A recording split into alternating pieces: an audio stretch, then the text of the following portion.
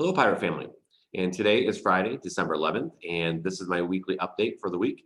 And as always, we want to provide the necessary communication to keep our school community updated, provide information about things that are currently happening in the district and some things that are upcoming, and also just always provide the information that many of our community members are interested in, staff members, in terms of our COVID numbers. And so we'll start right there.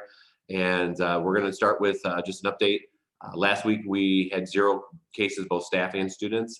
Unfortunately, this week, we do need to report that we have 3 staff members, 0 students at this time who have tested positive for COVID. We have 2 support staff members and 1 teacher. These individuals reside at Country, Farley, and at Pathfinder. And although we have been anticipating a significant surge, as the media has and our health department has told us to prepare for after the Thanksgiving break, we're just a little over 2 weeks since Thanksgiving. And fortunately, I think the good news is we haven't experienced that. Our numbers are still right where they've been pretty much all school year, relatively low. The rates have been extremely low here in Pinckney Community Schools.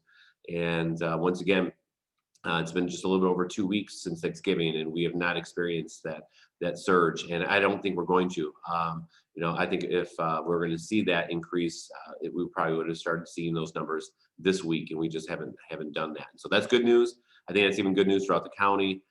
That means that we're all doing what we're supposed to do, being mindful of our traveling, our social distancing, and just all our safety practices.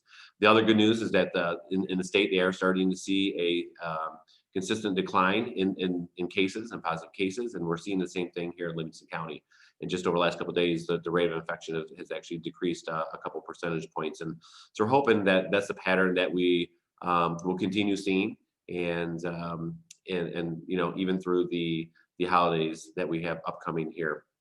And so we're also starting to talk with the health department regarding vaccines, and that's exciting news. They're starting to put plans in place to start making those distributions probably very shortly after the holiday season. And for us here in education, we're one of the top priorities that we're going to have the opportunity for those who so choose to get the vaccine.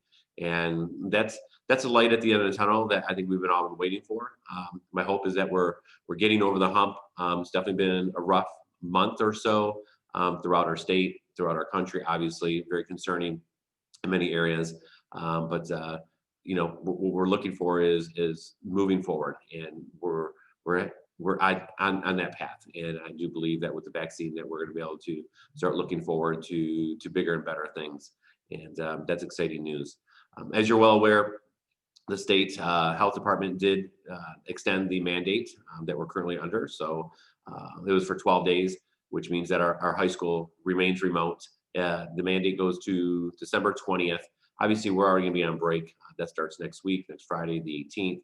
And as of right now, if the mandate is not extended, we would look forward to having our students at the high school back face-to-face on Monday, January 4th. But obviously, we're going to have to wait and see how things proceed from there, and we'll keep you updated as we continue to move forward.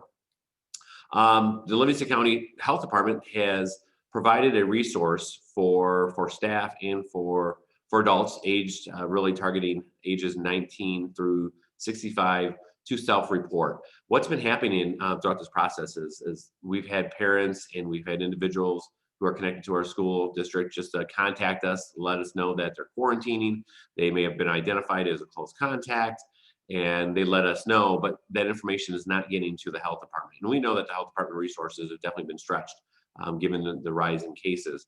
And so they've created a resource for it could be staff or for parents or those in the community to self-report what the situation is, if they're quarantining and they may have come in contact with somebody. So that way the health department can get that information, and then they can have direct contact with that individual and provide them the necessary information in terms of quarantine times and things of that sort. So we have a link on our COVID webpage. I do want to share that really quick because I think it's important. Once again, this is not for students. This is really, once again, for our staff and for community members and our parents more specifically. So this will just take one quick second. I'm just taking you to our district webpage here, and on top we have the COVID COVID-19 information page. And just if you see right here on top, we have the Livingston County Health Department self-reporting form, and just clicking that link right there is going to take you to, it's really a very quick form that you're going to answer one of these three questions here. The next page is then going to take you to information that's going to provide your name, your address, contact information, so that the health department will follow up with you. And so please, if you are an individual who you feel that you may have come in close contact and you're choosing to quarantine you or maybe your family, we do encourage and ask you to fill out this self-reporting form. We'll get the information as well, but it's really important that the health department has this information so that they can make a direct contact and provide the necessary information to you. So if you have any questions, don't hesitate to give us a call about this. It's relatively new. It was just presented to me just as of yesterday, but Howell was piloting this and just kind of seeing what, and the response from the community has actually been extremely positive, and we've seen some good results from this. So we're hoping that the same will hold true for us here in Pinckney. So I'm going to stop sharing my screen there. Just wanted to share that with you. Last week I talked about the great job we're doing with food distribution, and we have been doing. I'm excited to let you know that during the 2-week holiday break that we're going to have, once again starting next Friday after school on the 18th, is that we are going to provide food throughout the entire holiday break for those who can definitely benefit. And so what we're going to do is on Thursday, which is the 17th of December, that's our normal distribution day. We're going to provide enough breakfast and lunch food for families to carry them through the first week of break. And this is not going to be a pre-register. Anybody can come and participate in this. And those times, once again, I shared the website is on our webpage. It's at the high school, and that's going to stay consistent with what we've been providing. But on top of that, on Monday, the 28th of December, we're going to have another distribution session at the high school. And this one's going to start at 11 o'clock in the morning. It's from 11 to noon. And once again, that's going to provide enough food, breakfast and lunch, to carry families throughout that second week of the break. So if you are a family and your kiddos could benefit from this service, please take advantage of it. I'm very proud to be working alongside Airmark, Sue Milliken, and her team to do this over the break. And so it's our commitment to you and the community to help serve those who are in need. So share this information for those who may benefit. The information is on our webpage. We have the food service webpage. Once again, I shared last week. And if you have any questions, don't hesitate to reach out to us here at central office or Sue Milliken directly at Airmark. I do want to make our school community aware of a small change that we're going to make to our school calendar next month. That's January 14th and 15th. That marks the end of our first semester. And those days in our original calendar are marked as half days on Thursday and Friday. And after students would leave on Thursday, teachers would have that afternoon to work on their records and all the work they have to do to transition to the next new semester, and that secondary level that involves teaching some new classes and things of that sort.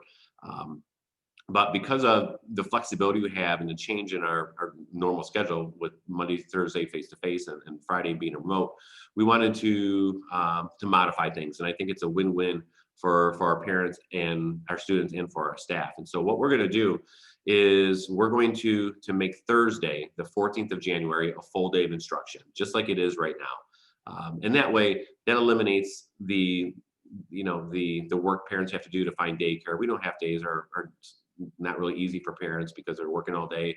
Their kiddos get out of school 11:30, 12 o'clock, and then you got to find out what do I do with them for the afternoon, especially our little ones. And so this way, Thursday is going to stay a full day of instruction. Friday is then going to be a day dedicated for our staff for Records Day. So they'll have the entire day on Friday to work on their records, all the work they have to do to prepare for the new semester, possibly new classes the following week. And the one change is that Friday will not be a remote learning day for our students. It'll be a no school day. So because what we're doing is we're shifting just our time, instruction time, making it a full day of instruction, the teaching and learning on Thursday, the 14th, and the 15th will be a day dedicated for our teachers to work for records, as I stated. So that'll be a no school day for students. And so the week will look like it does now. Monday through Thursday will be teaching and learning each and every day. And then Friday will be no school for all students. They're already going to be home, so there's no really change in terms of where they're going to be for that day. There just will not be any asynchronous learning for that day. So we think this is a good solution. It makes sense for us to do it this way. And like I said, I think it's a win-win for everybody. So I will also follow up with some written information to our school committee about this as well, just make sure everybody's clear. As we kind of wrap things up, and I just want to say thank you to those who are able to donate this past Monday. Last week I stated Monday, December 7th, in partnership with the Livingston County United Way, was known as Matching Money Monday. And I know many in our community and our staff made donations, and I just want to share the great news that the Livingston County raised over $360,000 on this past Monday. And what's even more exciting, this is over $100,000 more than what we've raised last year. And so even in these trying times, Livingston County came out in great support. And this money is going to help provide a lot of necessary support to families who are obviously struggling throughout this difficult year. And I just want to say thank you. Thank you for the great support that our community and our district and our county continues to demonstrate. And with that, I want to wish a happy Hanukkah to those in our community, in our district. And it's an exciting time for the holiday season. And as we approach the Christmas break and the holiday break next week, I just want to say thank you for all your support. Thank you for the hard work that our staff continues to demonstrate. And thank you for just making time to once again stay informed. And if you have any questions about any of the information I shared, don't hesitate to give me a call, send an email. And I want to wish everybody just a fantastic weekend, and take care of yourselves. Stay safe, stay healthy, and as always, go Pirates.